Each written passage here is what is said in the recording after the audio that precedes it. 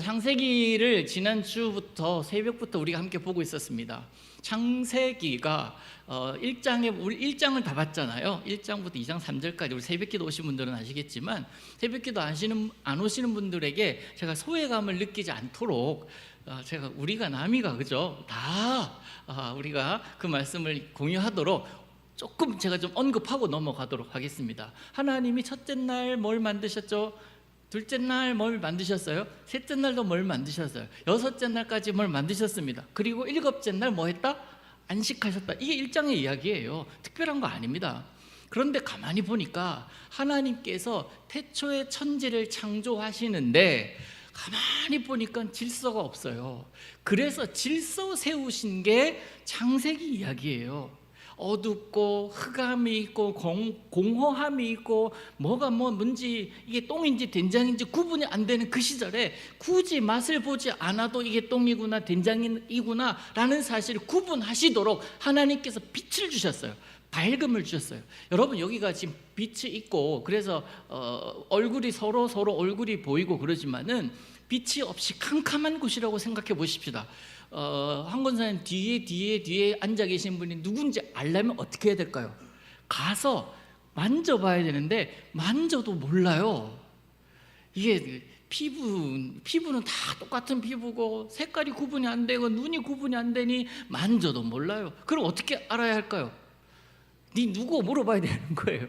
누구? 난 누구다. 그래 너나 난 나구나. 그렇게 얘기하면 그게 구분이 될 수밖에 없어요. 칠흑 같은 어두운 방에 밤늦게 들어갔을 때에 불을 켜지 않고서는 그 방의 구조가 뭔지를 모르고 어디에 무엇이 있는지를 몰라서 조심조심 해야 되는 게 마땅합니다. 그렇지 않아요? 그러한 상황 가운데 하나님께서 빛을 주시고 그 하늘을 낮이라고 칭하시고 하늘이라 칭하시고 육지라고 말씀하시고 그리고 어둠이라고 칭하시고 이러한 것들은 구분하라고 말씀하시는 거예요. 구분하라고 지어놓으신 겁니다. 그런데 그 창조하신 것들 가운데 여섯째 날 뭘 만드셨습니까? 우리 사람 만드셨잖아요. 동물 만드셨잖아요. 그 동물 만드실 때 하나님 어떻게 하시는지 아시죠? 숨고르게 하세요. 왜? 하나님이 원래 하시던 말씀과는 이상한 다른 말씀을 하십니다. 뭐라고 말씀하시냐면 우리의 형상을 따라 우리의 모양을 따라 우리가 이렇게 만들자. 잠깐만 있어봐.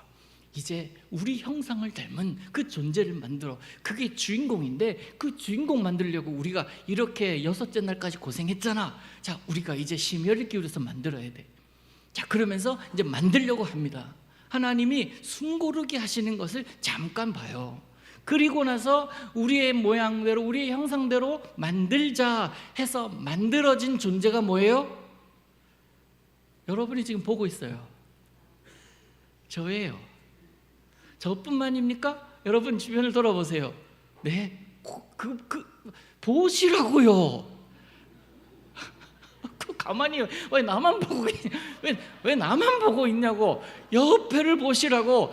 이분들이라고요. 이분들이 그러니까 하나님이 그렇게 만들어 놓고 뭐라고 감탄하십니까?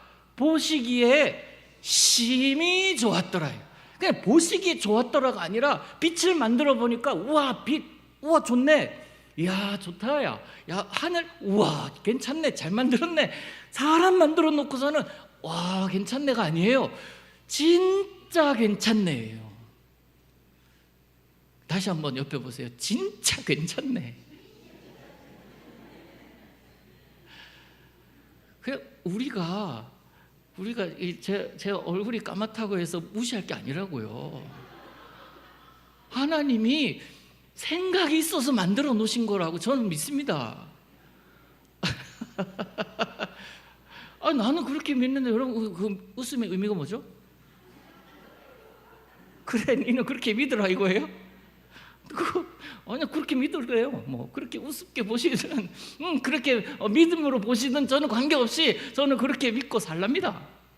하나님 그런 거예요. 하나님이 우와 만들어 보고 나니까 감탄할 만한 작품이 만들어진 거예요. 아담이라는 존재를 만드신 거 아닙니까?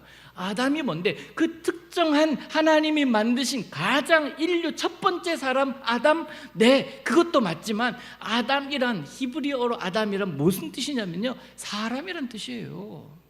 사람 만들었어요. 사람 만들어 보니까 우리 중에 사람 아닌 사람, 그럼 뭡니까? 우와, 정말 잘 만들었네, 감탄할 만한 작품이라고요. 그렇게 우리는 지음받은 사람이고 이 땅에 하나님께서 보내셨을 때 그 보내심을 받은 사람들이다라는 겁니다. 그러니 생긴 걸로, 학벌로, 그리고 가진 걸로, 그걸로 너는 아이고 우리 레벨 아니야, 너는 저 위에 레벨이네 라고 구분할 수 있겠어요? 없을까요? 없습니다. 구분할 수가 없어요. 왜? 존재 자체만으로 하나님 작품이다 말씀하셨으니까.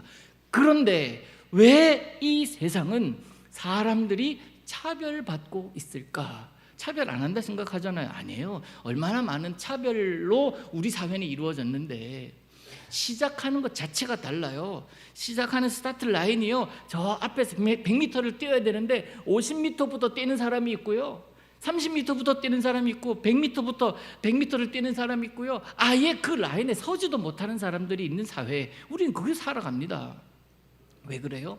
사회는 하나님이 만드신 그 존재 자체로 존중하는 그런 사회가 아니라 가진 것으로, 배운 것으로, 가방끈으로, 입은 것으로, 그리고 생긴 대로 사람의 기준으로 그 사람을 판단하기 때문에 그래요. 그게 얼마나 악한 건데. 여러분, 그 부모 잘 만나는 것도 얼마나 좋은 건지 아시죠? 좋은 부모란 어떤 부모인지 이 정의를 내리고는 싶지 않지만 가진 것이 많은 가정에 태어난 자식들은요 그만큼 기회가 많다고요. 솔직히 얘기하면 그거 아닙니까? 제 지금 말에 그거 아니라고 하실 분들 있으세요? 있으셔도 참으세요. 나는 제가 생각해 그런 사람은 없다고 봐요. 그러니까 강남의 애들 생각해 보자고요. 거기 애들은 강남에 태어났기 때문에 서울대 갑니까? 서울대 출신의 3분의 1을 조사해 보니까 강남권이에요. 그럼 그 안에서 강남에서 태어났기 때문에 자동적으로 서울대 갑니까?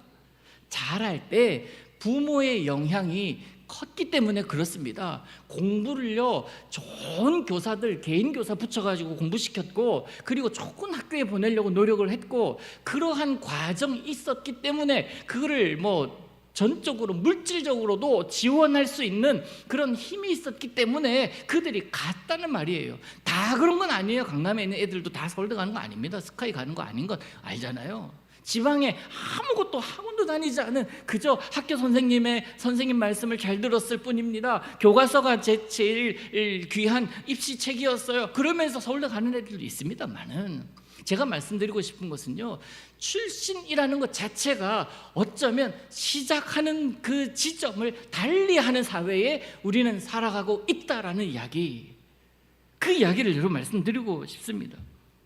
근데 하나님이 그렇게 하라고 말씀하셨냐고, 창조하셨냐고요? 말씀으로 창조하셨을 때 하나님께서 창조하신 것들 가운데 실수다, 우와 내가 만든 것 중에 이거 하나는 내가 잘못 만들었다 하는 게 있었습니까? 없었거든요. 하나님은 보시기 좋았던 것들밖에 없습니다. 그런데 세상에 살아가는 사람들이 자신의 욕망을 따라서, 자신의 생각대로, 자신의 성경에서 말하는 정욕대로 그렇게 세상을 바라보고 사람들을 이용하다 보니까 이게 레벨이 만들어지기 시작하는 거예요.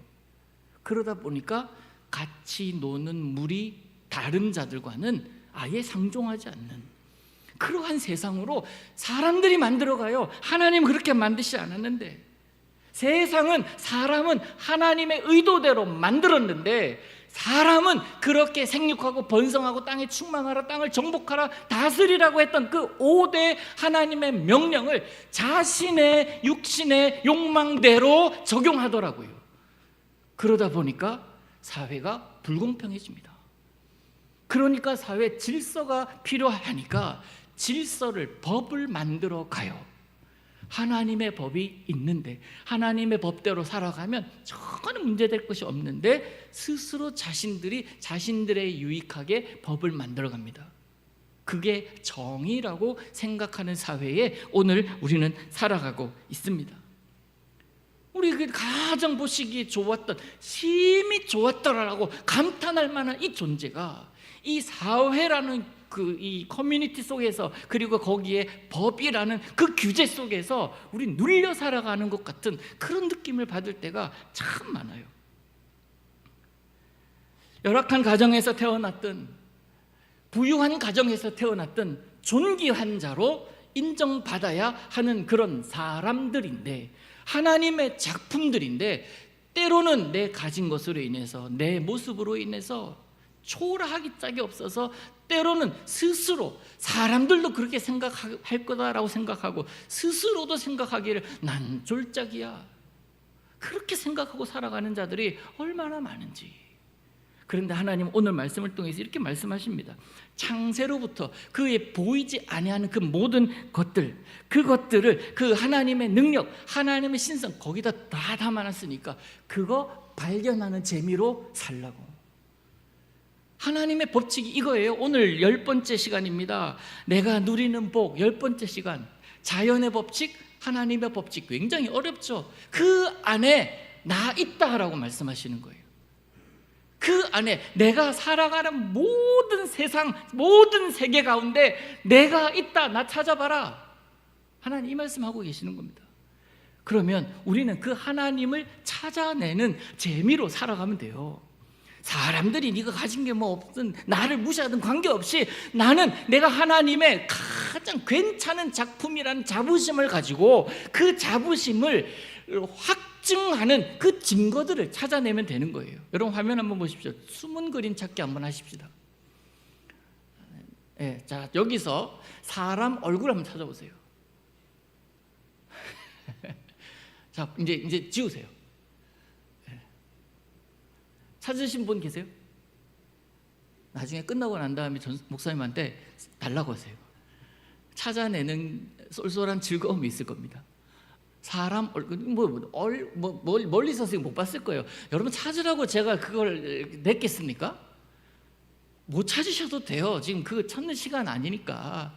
숨은 그림 찾을 때예요. 숨은 그림 찾기, 저런 그림들을 보면 숨어 있기 때문에 찾는 게 재밌잖아요. 많이 드러나 있는 거 여기 뭐가 있어? 라고 물어보면 그게 문제입니까? 숨겨놨기 때문에 찾는 거예요. 맞아요. 하나님은 우리에게, 하나님께서 넌 누구고 난 누구인지를 말씀하시는데 그 하시는 말씀이 어디에 있겠냐고요. 여러분의 삶에 있어요. 일상에 있습니다. 집에 있고요, 걸어가는 길에 있고요, 여러분이 서 있는 곳에 있어요. 밥 먹는 곳에 있어요. 자는 곳에 있어요. 예배드리는 이곳에 있습니다. 여러분이 있는 어느 곳이든 하나님은 나 찾아봐라. 그리고 네가 누군지 내가 딱 거기다가 말해놨으니까 그거 찾아봐라. 너 그런 재미 찾아내는 그 쏠쏠한 즐거움 너 아니? 내가 분명히 숨겨놨거든. 오늘 얘기하고 있어요. 그가 만드신 만물에 분명히 보여 알려졌나니 그러므로 그들이 핑계하지 못할지니라. 하나님 어디 계신데? 하나님이 나 사랑하신다는 증거가 뭔데요? 하나님한테 물을 것이 아니라 너의 일상 가운데 내가 놨으니까 그거 찾아보라고. 그런데 하나만 숨겨놨겠어요? 2개만 숨겨놨겠어요? 3개 숨겨놨으니까 3개 찾으면 그 인생은 끝일까요? 날마다 하나님은 우리의 삶에 숨겨놓습니다. 날마다 하나님은 우리에게 나 찾아보라고 그렇게 말씀하십니다. 다가왔다가 살짝 피한 것 같기도 하고 숨을 섰는데 안 나오시는 것 같기도 하고, 그렇게 우리는 그 인생을 살아갑니다. 그런 인생이라고 생각하고 하나님과 나 맨날 숨바꼭질을 한다면 와, 얼마나 재밌겠어요? 얼마나 즐겁겠어요? 하나님과 맨날 내가 놀아요. 하나님과 맨날 즐거워요. 그러다가 숨겨놓은 은혜를, 숨겨놓은 그거를 찾아내는 그 기쁨. 우와, 하나님 이거네. 하나님 숨겨놓은 이거죠. 아야, 들켰네. 또 숨겨놓을게. 또 숨겨놓은 게 있거든. 그것도 한번 찾아봐. 그 찾아내는 것은 지금 네가 찾는 것보다 비교도 안 될 정도로 좋을 거거든. 하나님 우리에게 늘 이렇게 다가오신다고. 여러분 이거 복 아니에요? 하루하루 그저 그냥 일어나면 출근해야 되고, 가서 일하다 보면 퇴근해야 되고, 집에 가면 좀 쉬어야 되고, 그래도 자다가 일어나면 또 출근해야 되고, 이런 다람쥐 쳇바퀴 돌아가는 인생을 우리 살아가잖아요. 그런데 그 삶이요, 날마다 신비롭고 날마다 재밌으려면 그 안에서 날마다 무슨 변화가 있어야지. 출근 안 하는 그런 변화가 아니라 늘 그렇게 살아간다 할지라도 아무것도 안 하는 것 같이 맨날 아침에 일어나면 오늘은 내과 가야 되고, 오늘 최 권사님 만나러 가야 되고, 내일은 치과 가야 되고, 내일은 또 정형외과 가야 되고, 내일은 물리치료 받으러 가야 되고, 일주일 내내 병원 가는 것, 그것이 내 인생이다라고 생각하는 그런 것으로 인해서 내 인생이 자괴감이 아니라 내과의 최 권사님한테 만나러 가서 거기서도 기쁨을 발견하는 거예요. 치과 가면서도 기쁨 발견하는 겁니다. 무슨 상황이든지 어느 상황이든지 우와, 하나님이 숨겨놓은 그런 비밀이 있네 라는 것을 발견하는 재미들. 하나님 그렇게 숨겨놨으니까 너 한번 찾아봐 하는 것이 오늘 본문의 이야기입니다. 여러분, 그런 태어날 때부터 좋은 가정, 부유한 가정, 부족함이 없는 가정, 네, 그런 것도요 좀 복이지만 날마다 살아가면서 새로운 것이 없는 그런 삶은 아무리 돈이 있어도 아무리 명예가 있어도 밋밋하지 않을까요? 처음에는 즐겁지, 처음에는 기쁘지. 예를 들면 돈이 많으면 우리는 편안하죠. 돈이 편안함을 주지 평안함을 주지는 않잖아요. 돈이 좋은 침대를 사게 할 수는 있지만 돈이 좋은 건강을 살 수는 없는 것 아닙니까? 돈이 좋은 잠을 살 수 있는 건 아니잖아요. 돈 얘기합니다. 좋은 약을 살 수는 있어, 비싼 약을 살 수는 있습니다. 그러나 건강 살 수 없고요. 돈이 뭐 2억짜리 3억짜리 되는 그런 시계 살 수 있습니다, 돈이 많으면. 그런데 돈 아무리 많아도 시간은 살 수 없다고요. 하나님은 살 수 있는 것과 살 수 없는 것 니네 구분할 줄 알지? 물어보십니다. 네, 그러면 뭘 가지기를 원하느냐라는 거예요. 돈이 아무리 많아도 살 수 없는 것이 있는데 그것 내게 있어. 내가 가지고 있어. 내게 있어. 너 뭐가 필요하니? 돈이 필요하니? 내가 필요하니? 하나님 이 질문 하고 계시는 거예요. 그러면 난 뭐가 필요하다고 말씀하겠습니까? 돈이 많은 하나님, 이렇게 생각하시겠어요? 돈을 가지고 계시는 하나님, 뭐 그러면 뭐 완벽하겠네요. 그러나 돈이 없어도 난 하나님 주시는 건강, 하나님 주시는 은혜, 하나님 주시는 기쁨, 사라지지 않는 일시적인 것이 아니라 돈 주고 사가지고 있는 그런 것으로 만족하는 게 아니라 돈으로 살 수 없는 하나님이 주시는 것들, 그런 것들로 내가 만족하면서 살랍니다. 그런 고백을 하는 자가 바로 복 있는 자다 라는 것을 이 사도 바울은 로마서를 통해서 지금 이야기를 하고 있는 겁니다. 하나님 그런 하나님이세요. 우리에게 그렇게 다가오신 하나님이세요. 뭐 자식들로 하여금 스카이대를 갈 수 있도록 밀어주는 부모도 있지만 우리로 하여금 영생을 주시는 하나님, 영원한 생명 주시고 영원한 기쁨 주신 하나님, 나는 그 하나님이 더 좋아요. 그 하나님과 더불어서 영원히 즐거움을 누리고 싶어요. 그래서 교회에서 하는 모든 행위들, 주의 이름 하라는 모든 것들, 이런 것들이 얼마나 귀중한지 몰라요. 얼마나 소중한지 모릅니다. 그래서 그 하나님께 늘 딱 붙어 있고 싶으나 인간 이 사회가 내 주변 상황들이요 그렇게 하나님과 딱 붙어 있게 만들지 못합니다. 때로는 떨어지게 해요. 때로는 거절하게 합니다. 때로는 네 꼬라지를 봐라, 하나님이 계시면 그런 네가 그렇게 살아가겠나. 사람들이 그렇게 이야기를 합니다. 그러면서 진짜 생각해보니까 그렇네 라고 생각하는 상황들이 우리 주변에는 너무나 많거든요. 그래서 하나님을 의심하고 납니다. 그래서 하나님 어디 계시냐고 대놓고 기도하지 못해도 내가 속으로 기도해 보곤 해요. 내가 아픈데 하나님 뭐 하세요? 내가 지금 이렇게 힘든데 하나님 뭐 하세요? 하나님 뭐 하시냐고 그렇게 기도할 때가 있습니다. 그러면서 하나님이랑 나 이제 하나님 절교 그러면서 등 돌리고는 그렇게 하나님 외면하면서 살아가는 사람들이 얼마나 세상에 많은지 몰라요. 인간이 하나님을 거절합니다. 하나님은 원래 아름답게 우리를 만드셨는데 거절합니다. 그러면서 자기 의지대로 살아가려고 합니다. 하나님은 그렇게 거절하고 등 돌리고 있는 그에게 이렇게 돌아오셔서 아니야, 내가 너를 위한 거야. 널 위해서 멈추라고 한 거고, 널 위해서 담을 만들었고, 널 위해서 그걸 뚫리지 않게끔 내가 오히려 문을 잠궜던 거야. 거기 들어가면 너 큰일 나니까. 그 사람 만나면 큰일 나니까 그 만남 못하게 했던 거야. 아침에 눈을 떠서 일찍 일어나서 출근을 해야 되는데 괜히 너 오늘 늦잠 잤지? 그래서 직장 상사한테 혼났지? 그 계약해야 되는데 그 바이어 못 만났지? 그래서 네가 망한 것 같지? 아니야. 그 사람 만났으면, 일찍 일어나서 그 사람 만나러 갔으면 오히려 더 큰 어려움이 너에게 있기 때문에 내가 너 깊이 잠들게 한 거야. 지금 왜 내가 몸이 아파요? 하나님 왜 지금 아파요? 지금 건강하게 걸어 다니고 싶은데 왜 하나님 나한테 이런 아픔을 주시냐? 허리도 아프고 머리도 아프고 손 대는 데마다 왜 안 아픈 데가 없냐고 그렇게 하나님한테 기도하죠.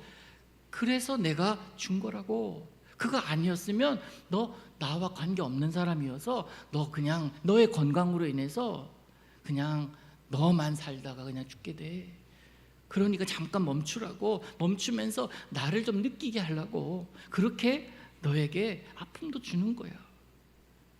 결국 하나님은요, 나를 너무나 사랑하시기 때문에 내 모든 상황 가운데 역사하시더라고요.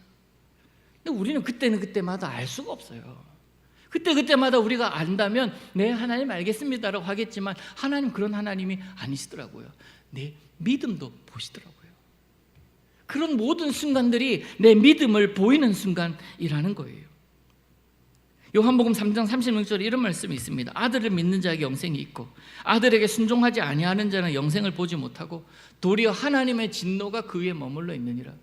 영생, 하나님 앞에 불순종하는 자, 그런 자의 위에 있는 것은 하나님의 진노더라고요. 결국 하나님의 섭리에, 하나님의 자연 질서에, 하나님의 자연의 법칙에 순종하는 것, 그것이 하나님의 자녀된 그러한 증거이고 모습이다라는 겁니다. 근데 에베소서에는 지극히 현실적으로 이야기하는데 제가 읽어드릴게요. 그는 허물과 죄로 죽었던 너희를 살리셨도다. 그때 너희는 그 가운데 생하여 이 세상 풍조를 따르고 공중의 권세 잡은 자를 따랐으니 지금 불순종의 아들들 가운데 역사하는 영이라. 전에는 우리도 다 그 가운데서 우리 육체의 욕심을 따라 지내며 육체와 마음에 원하는 것을 하여 다른 이들과 같이 분질상 진노의 자녀이었더니, 이게 무슨 얘기냐면 니네 마음대로 했잖아. 니네 뜻대로 하다가 죽잖아. 바벨탑 사건은 우리가 알잖아요. 내가 옳은 줄 알고, 내가 의로운 줄 알고, 내가 최고인 줄 알고 그것을 증명해내기 위해 탑사차 그러다가 와르르르 무너지면서 다 흩어지잖아요. 하나님이 아니라 자기가 드러내는 순간 하나님의 진노 앞에 서게 되더라는 거예요. 왜? 그들을 아직까지 하나님 사랑하시니까 징계하시는 거예요. 포기했으면 니네 그대로 살다 끝나. 그렇게 하셨겠죠. 근데 관심이 있기 때문에 하나님은 그들을 기억하시고 와르르르 무너뜨리시는 그런 하나님 아닙니까? 여러분, 하나님의 사람은 하나님의 법칙을 따라야 돼요. 오늘 제목입니다. 하나님의 사람은요, 하나님의 법칙을 따라야 해요. 하나님의 법칙은요, 어디에 있냐면 자연의 법칙 안에 있어요. 하나님이 만드신 법칙이 있으니까, 질서를 만드신 하나님께서 그 하나님 뜻도 그 안에 두셨거든요. 저녁이 되면 아침이 되니 이것도 자연의 법칙이지만 하나님의 법칙이에요. 우리는 그 안에 살아갑니다.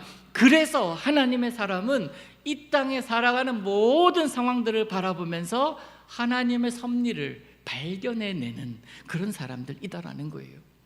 제가 어릴 때는요, 지금은 제가 얌전하잖아요. 그래 참 거룩해 보이지 않습니까? 나 진짜 이 반응은 도대체 뭔지 모르겠네. 저 그렇게 어릴 적부터 제가 진짜 그렇게 알았습니다. 제가 그 어릴 적에는요, 그 철들기 전이 어릴 적이에요. 철들기 전에는 제 별명이 태풍이었어요. 태풍, 왜 태풍인지 아세요? 얘가 지나가면 이 자식 지나갔구나. 왜? 내가 지나가는 모든 곳이 깨끗하기 때문에. 태풍이 그럽니까? 다 뒤집어 놓는 거예요. 다 뒤집어 놓는 거예요. 그러니까 아, 이 자식 지나갔네 하면 제가 지나간 거예요. 어지러우면. 그런 그 태풍이었어요. 그래서 얼마나 개구장이었는지 제 친구들도 마찬가지로 개구장이끼리 만나잖아요. 초등학교 때 저희 집 저 뒤쪽으로 쭉 올라가면은 무슨 그 체육관 같은 거를 1층에는 체육관이고 2층에도 체육관인데 공터가 있었습니다. 공실이 있었어요. 그 공실에서 이제 종종 놀곤 했었는데 그때는 뭐 놀 게 뭐가 있었겠습니까? 지금처럼 애들이 뭐 핸드폰 한다고 뭐 핸드폰만 보고 있는 건 아니잖아요. 그때는 그런 것도 없었잖아요. 저만 없었으니까 여러분도 없었잖아요. 뭐 있었던 것처럼 그렇게 보십니까요? 여러분도 없어서 우리도 놀 게 없어서 그냥 밖에 나가서 엄마 학교 왔어 하면서 가방 던져놓고 나가면 거기에 친구들 다 있어요. 그래서 밥 먹어 하는 소리가 들리기 전까지 놀다 왔다고요. 근데 거기서 놀다가 숨바꼭질도 하고 막 잡기도 하고 나무 위에 올라가기도 하고 막 그렇게 놀다가 어느 날 2층을 딱 올라갔는데 그냥 생생해요. 2층을 올라갔는데 평소에는 없었던 우산이 몇 개가 있는 거예요. 이게 왜 우산이 여기 있지? 라고 생각할 겨를도 없이 모두가 다 우산을 잡았습니다. 뭐 할게요? 비가 와서 비를 피해서 집에 갔겠습니까? 뛰어! 2층에서 뛰어내리는 거예요. 친구들 몇 명이서 우산 펴가지고 뛰어 하면서 막 뛰어가면서 우산 피고 점프하는 겁니다. 날랐어요. 자, 질문하겠습니다. 2층에서 뛰었다고요. 우리 친구들 한 서너 명이 있었는데 그 중에서 3층으로 올라간 사람 있을까요? 뛰어 했는데 3층으로 올라간 사람 있을까요? 뛰면 다 어디로 떨어져요? 1층으로 떨어집니다. 밑으로 떨어지면 그게 당연한 거예요. 이게 자연의 법칙이에요. 자연의 법칙을 제가 뭐 슈퍼맨이에요? 제가 무슨 뭐 날개가 있습니까? 2층에서 뛰었는데 3층으로 가는 건 3밖에 없어요. 이게 자연의 법칙이요 하나님의 법칙이란 말이에요. 그것을 중력의 법칙이라고 이야기합니다. 누가요? 인간이 약속한 거예요. 2층에서 뛰어서 내려가는 사람밖에 없다. 위로 올라가는 3밖에 없어. 모든 사람은 다 1층으로 떨어지게 돼 있어. 그가 우산을 쓰고 있든 낙하산을 쓰고 있든 1초가 늦지 2초가 늦지 다 떨어지게 돼 있어. 그렇잖아요. 이게 중력의 법칙이요 하나님의 법칙이란 말이에요.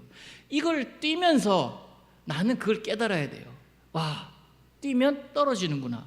이게 하나님의 법칙이구나. 이 사실을 깨달아야 되는데 우리는 그 사실을 인정하지만 인정하고 싶지 않은 거예요. 날고 싶은 거죠. 그래서 우산 들고 날았습니다. 몇 초? 2초. 하나님의 법칙을 거스른 겁니까? 아니에요. 그것을 중력의 법칙이라고 배워서 머릿속에 있든지 그것을 중력이라고 하는지 안 하는지 모른 채 뛰어서 떨어진 것을 경험하든지 간에 하나님의 법칙 안에 있기 때문에 우리는 떨어질 수밖에 없는 거예요. 그래서 그때 뭐 다리가 막 부러져가지고 막 이렇게 쩔뚝거리고 걸어가는 친구도 있었고 다행히 우산이 잘 펴져가지고 살짝 내려오는 사람도 있었고 안 펴져서 그냥 꼬꾸라진 애도 있었습니다. 근데 우리는 그때 그게 당연한 거였어요. 다치면 다친 대로 집에 가고 그러면서 엄마한테 뒤통수 한 대 맞고 그게 당연했던 거예요. 그 시절을 저는 살았고 여러분들도 그 시절을 아마 지났을 거라고 생각을 합니다. 지금은 우리 장로님들 집사님들 이렇게 얌전하게 앉아 계시겠지만 그때는 더 그러시지 않으셨냐고. 저보다 눈을 못 맞추시는 거예요.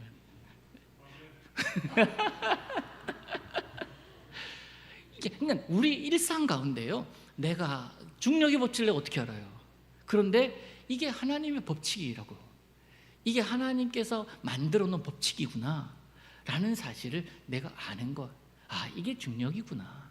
이게 뛰면 떨어진다는 것을 내가 몸으로 느끼는 거구나. 떨어지면 아프구나 라는 것을 깨닫는 거예요. 자, 근데 이것을 내가 굳이 떨어져 가지고 쩔뚝거리면서 다니면서 깨달아야 되겠냐고. 아니죠. 알면 되죠. 뛰면 떨어진다는 것을 미리 알면 되죠. 알아서 떨어지면 넘어지면 다친다, 피난다, 엄마한테 혼난다, 그러면 저녁 밥 없다. 이 논리가 내 머릿속에 있으면 안 뛰어요. 그런데 뛴 이유는 뭡니까? 재밌으니까 그래요. 재밌으니까. 맞아요. 재밌으니까. 여러분이 지금 하루하루 인생이 재밌으면 좋겠어요. 어떤 재미? 돈 많이 버는 재미, 이런 재미가 아니라 숨겨져 있는 내가 예전에 알지 못했던 그 하나님의 법칙을 알아내는 재미, 하나님의 숨겨놓은 그 은혜를 하나씩 하나씩 발견해내는 재미. 야, 예전엔 몰랐는데 지금 와서 보니까, 오늘 생각해 보니까 그게 은혜네. 그런 은혜들을 모아보자고요. 그런 은혜들 하나하나 적어보세요. 하루에도 하나씩만 적으면 1년에는 365개예요 10년이면 3600개라고요 우리가 10년만 삽니까? 앞으로 보통 여러분도 앞으로 한 50년 더 사실 거 아니에요? 곱하기 5 해보시라고요. 2만 개 가까이 사실 거란, 쓸 거란 말입니다. 2만 개의 그 감사의 제목을 품고 하나님 앞에 나아가 보자고. 2만 개 품은 사람이 있을까요? 없어요. 하나님, 그런 숨은 은혜 찾기에 나는 2만 개를 찾았습니다. 하나님, 이런 은혜 내가 살다가 그거 깨닫기 전에 더 많이 하나님께서 주신 은혜가 있었을 텐데 그거 하나하나 깨닫지 못하고 온 게 너무나 원통합니다. 하나님, 나 데려가시기 전에 예전에 태어났을 때부터 지금까지 내가 몰랐던 하나님의 은혜도 생각나서 다 적어서, 적어도 내 인생의 감사의 제목이 10만 개 이상, 내가 기도했더니 하나님께서 응답하신 그 기도의 제목이 10만 개 이상 되게 해달라고 기도하시길 바래요. 조지 뮬러라는 사람 아시잖아요. 조지 뮬러. 그가 책을 썼습니다. 그가 무슨 책 쓴지 아세요? 제목이 뭔지 아세요? 5만 번 기도를 응답받은 사람. 그죠? 아이고, 5만 번 우스워하십시오, 여러분. 우리 10만 개라고요.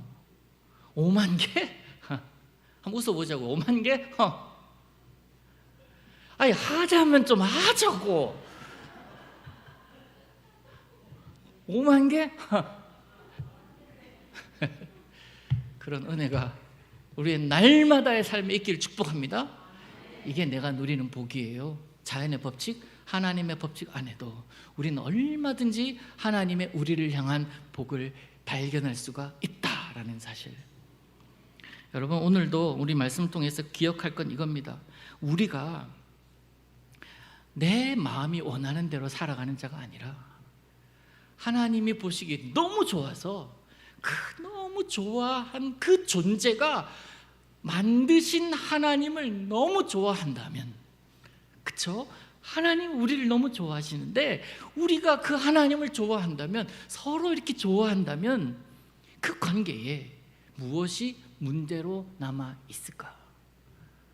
없습니다. 결코 있을 수 없습니다. 이게 우리가 누리는 복이에요. 하나님과 친하십니까? 하나님과의 친밀감이 어느 정도이십니까? 어제보다 오늘보다 내일이 더 가까워져서 진짜, 우와, 우리 하나님 정말 나를 위해 예비하신 은혜, 나를 위한 사랑, 나만을 위한 것, 그 복, 세상에 이런 은혜가 어디 있나? 날마다 찾아내는 기쁨, 그것으로 인해서 감격하는 인생 되시기를 우리 주님 이름으로 축복합니다.